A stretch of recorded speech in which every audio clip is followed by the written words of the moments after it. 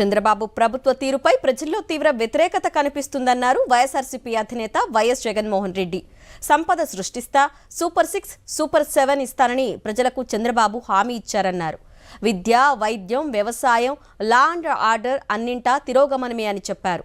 నిరుద్యోగ భృతి, ఆడబిడ్డ నిధి ఎత్తేశారన్నారు. అటర్ ఫ్లాప్ అయిన సూపర్ 6 పై బలవంతపు విజయోత్సవాలు చేశారని మండిపడ్డారు వైఎస్ జగన్.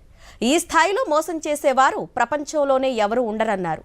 చంద్రబాబు హయాంలో అన్ని వ్యవస్థలు నిర్వీర్యమయ్యాయన్నారు. ఏ పంటకు గిట్టుబాటు ధర లేదన్నారు.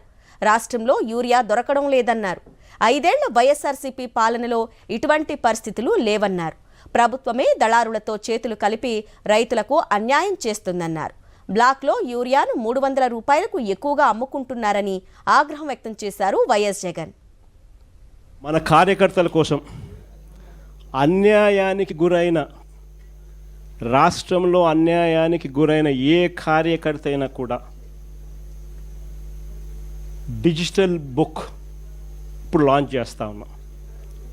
మీ అందరి సమక్షంలో రాష్ట్రంలో అన్యాయానికి గురైన కార్యకర్తల కోసం డిజిటల్ బుక్ ఈరోజు లాంచ్ చేస్తా ఉన్నాం.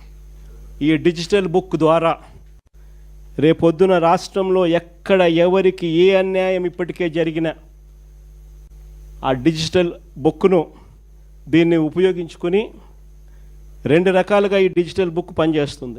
/digitalbook/vySRCP.com లోకి వెళ్ళి ఎంటర్ అయ్యి మీ ఫోన్ నెంబర్ను టైప్ చేయగానే ఓటీపీ వస్తుంది. దాన్ని ఎంటర్ చేయగానే లొకేషను, కెమెరా, పర్మిషన్ అడుగుతుంది. అది మీరు ఇవ్వగానే మొదట మీకు జరిగిన అన్యాయం గురించి వివరాలు అడుగుతుంది, మీరు నమోదు చేయాలి. ఆ తర్వాత మీ దగ్గర ఏమైనా ఈ అన్యాయానికి సంబంధించిన ఫోటోగ్రాఫ్స్, ఆధారాలు, ఇంకా ఏదైనా అప్లోడ్ చేసే కార్యక్రమాలు కూడా చేయాలి.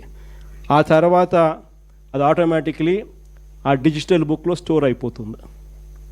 ఇది ఒక రకమైన పద్ధతి. రెండో పద్ధతి IVRS విధానం కూడా ఉంది.